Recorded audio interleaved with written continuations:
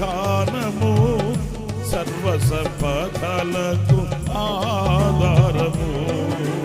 నీవే నా సంతోష గానము, సర్వ సంపదలకు ఆధారము. యేసయ్యా కనికర పూర్ణుడా, మనోహర ప్రేమకు నిలయుడా.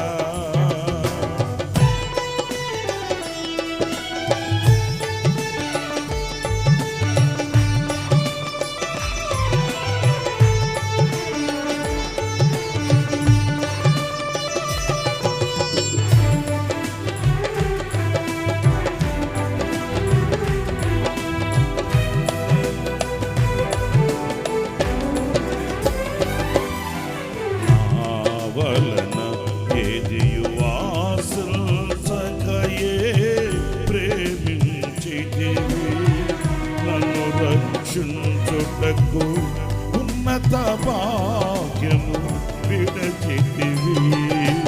నా వలన ఏదియు ఆశించకయే ప్రేమించితివి. నన్ను రక్షించుటకు ఉన్నత భాగ్యము విడచితివి. సిలువ మానుపై రక్తము కార్చి రక్షించితివి.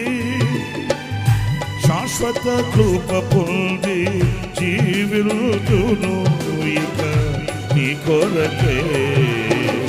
సిలువ మానుపై రక్తము కార్చి రక్షించితివి.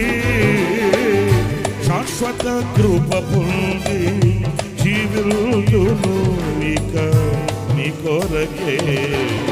యేసయ్యా కనికర పూర్ణుడా, మనోహర ప్రేమకు నిలయుడా.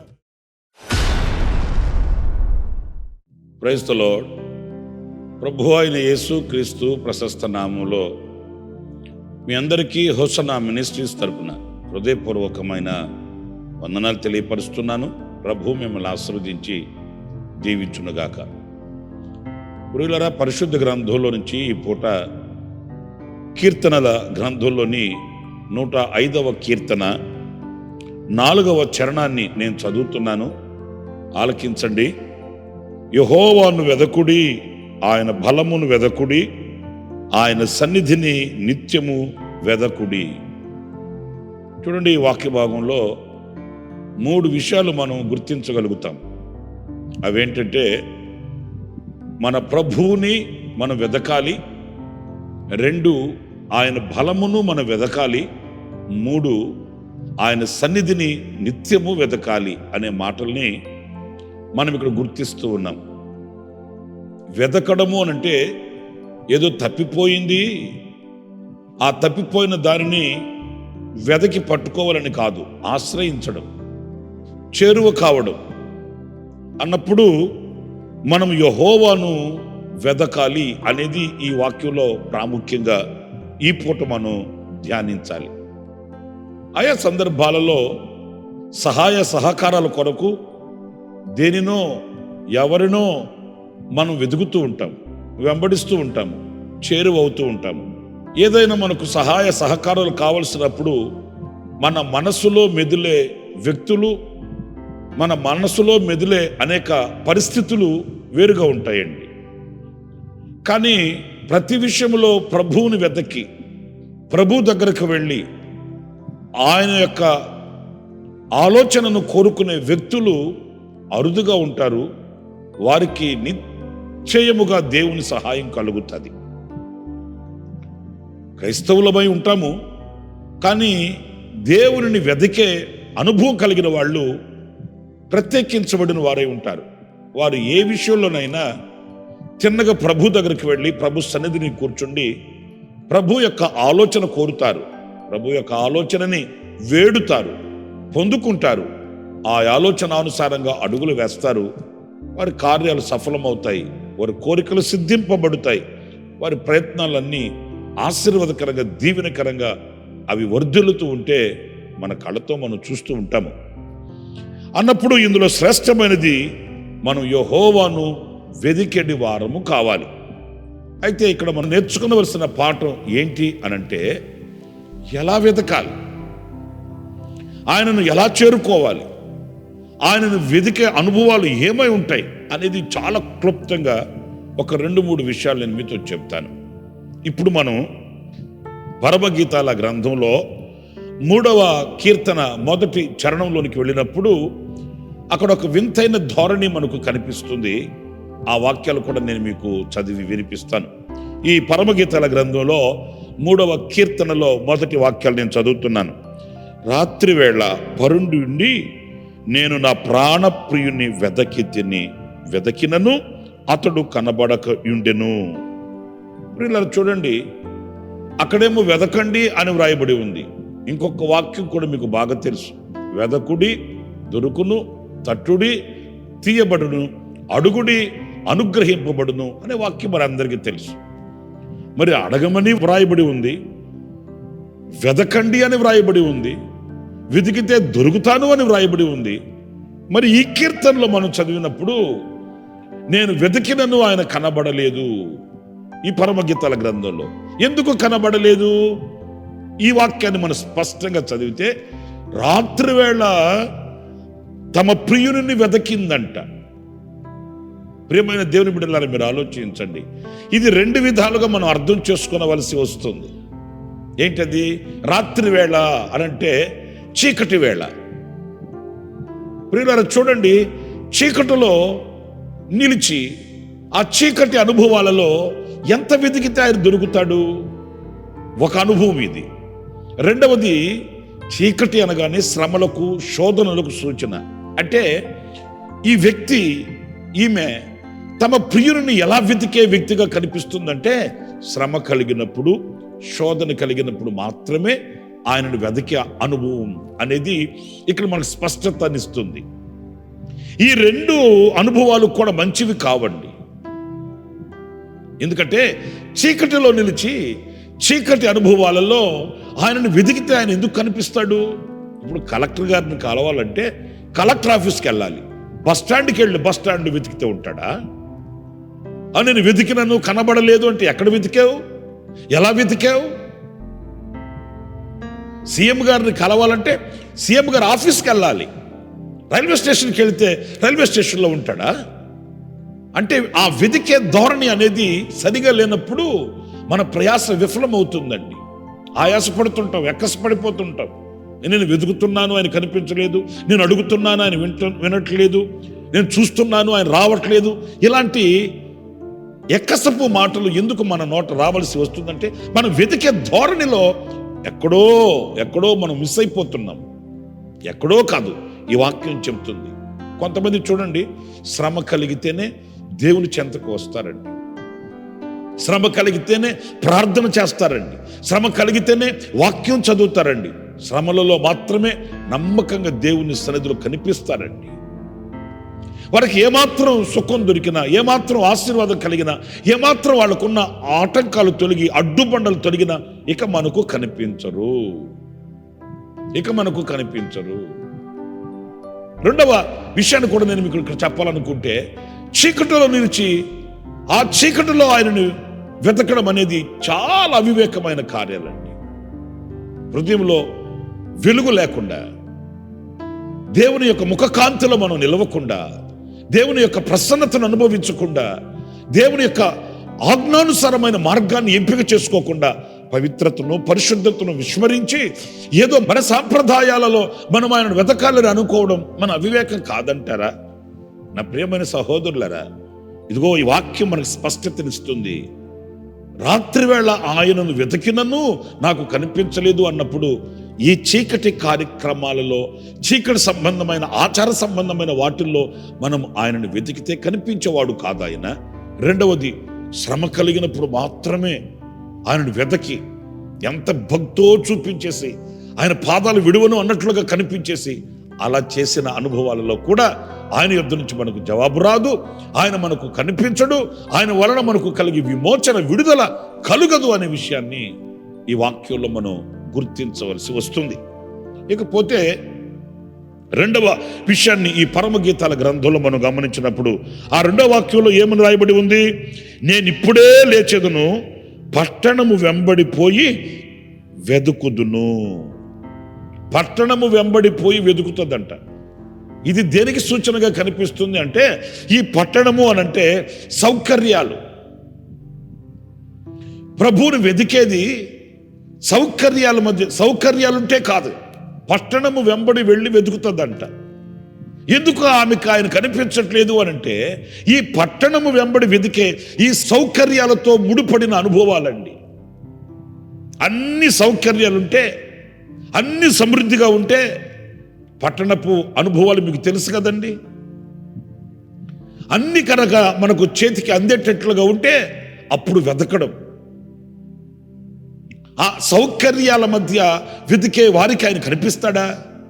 ఇప్పుడు అన్ని అందుబాటులో ఉంటే భక్తిగా దేవుని మందిరికి వస్తారు, భక్తిగా దేవుని సన్నిధిలో కూర్చుంటారు. వాళ్ళకి ఏమాత్రం ఏదైనా సౌకర్యం తగ్గిందే అనుకోండి, ఇక దేవుని సన్నిధికి వాళ్ళు ఇవ్వవలసిన ఆ విలువ, ఘనత ఏమాత్రం కూడా కనిపించదండి. వాళ్ళు ఆటో ఎక్కగానే తిన్నగా ఆటో మందిరం ముందు దిగాలి, లేదా వాళ్ళ కార్యక్రమాలకి వాళ్ళు బయలుదేరి వెళుతున్నప్పుడు అన్ని సమృద్ధిగా వాళ్ళకి అందుబాటులో ఉంటే వాళ్ళ నోట స్తోత్రం అనే మాట కానీ, ప్రభువా నీకు వందనాలు అనే మాట కానీ, లేకపోతే దేవుడు నాకు మేలు చేశాడండి అనే మాట కానీ వినబడుతుందండి.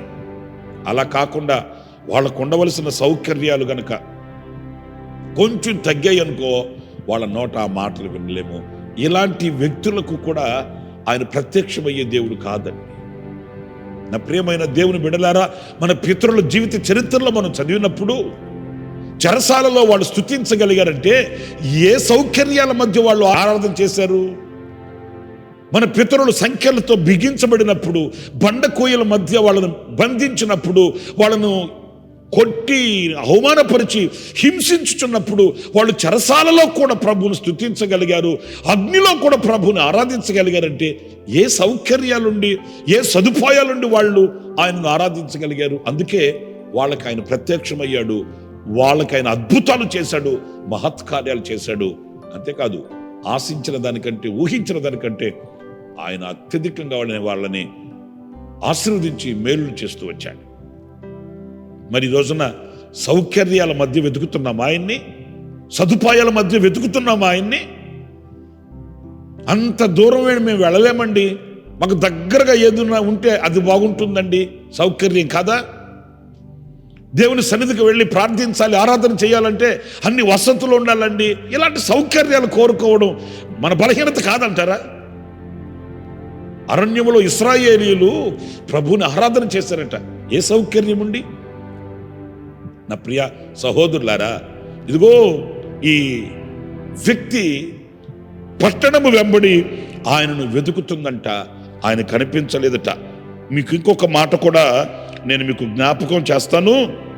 అదేంటంటే ఈ వాక్యంలోనే సంత వీధులలోనూ రాజవీధులలోనూ తిరుగుదును, నా ప్రాణప్రియుని వెతుకుదును అని నేను అనుకుంటుని, నేను వెదకినను అతడు కనబడలేదు. ఇక్కడ చూడండి, సంత వీధులలో, రాజమార్గంలో, రాజవీధులలో గౌరవపదమైన అనుభవాలండి. రాజమార్గంలో వెతికినను ఆయన కనబడలేదంట. ఒక ఆశ్చర్యాన్ని కలిగించే మాటలండి ఇవన్నీ. ఆయన కనబడలేదు, ఆయన కనబడలేదు, ఆయన కనబడలేదంటే ఎక్కడ కనబడలేదు? రాజమార్గంలో, సంత వీధులలో వెతికితే ఆయన ఎందుకు కనిపిస్తాడు?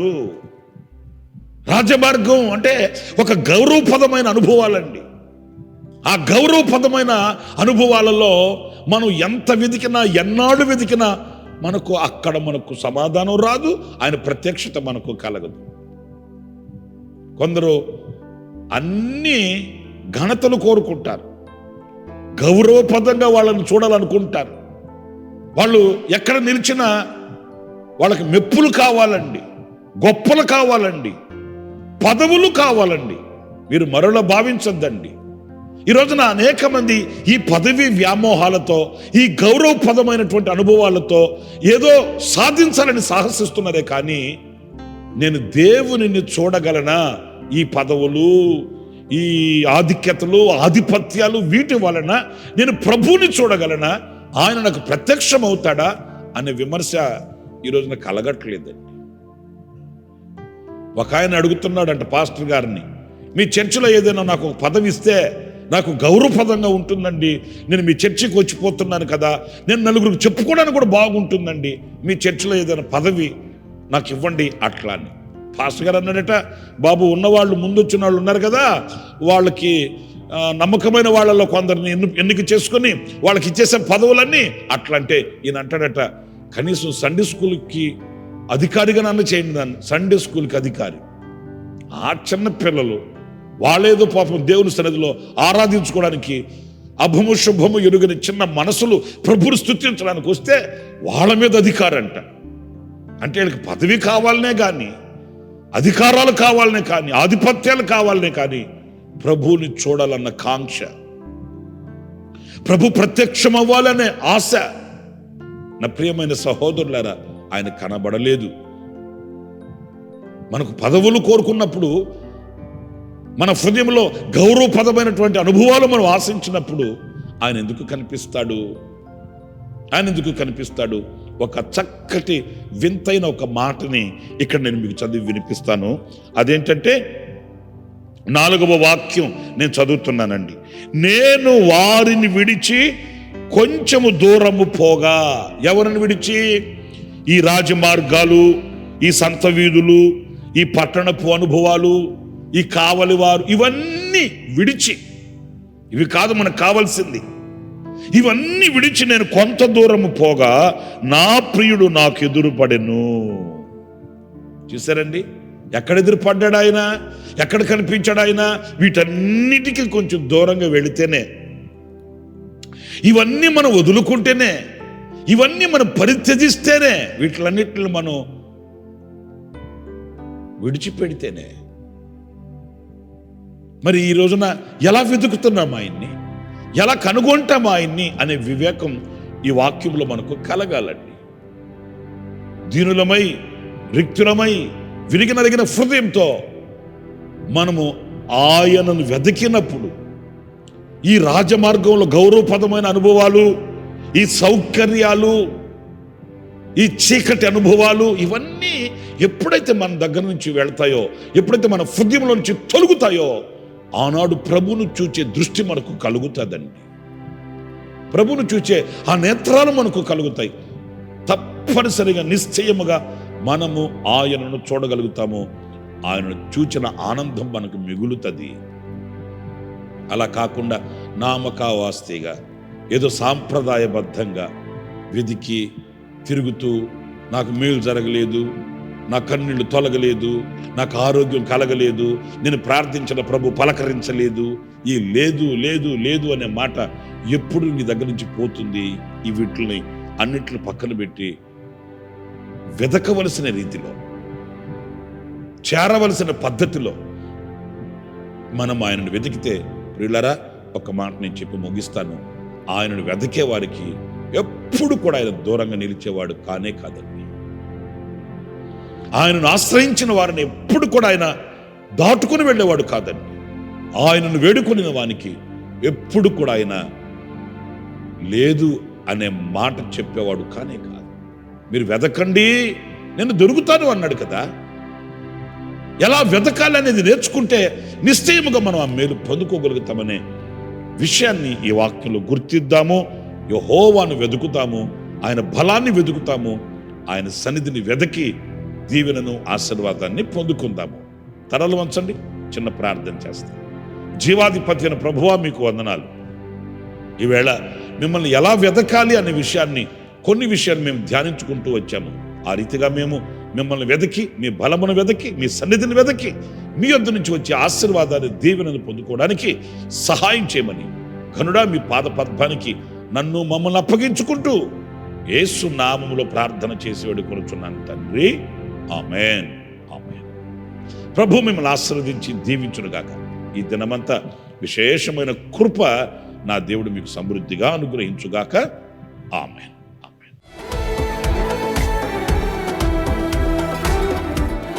ప్రతి దినము ఈ అనుదిన కృపాను సందేశముల కొరకు ఇంకా మరిన్ని ఆత్మ సంబంధమైన సందేశాల కొరకు ఈ మా యూట్యూబ్ ఛానల్ను సబ్స్క్రైబ్ చేసుకోండి. Pastor Ramesh, hosanna ministries.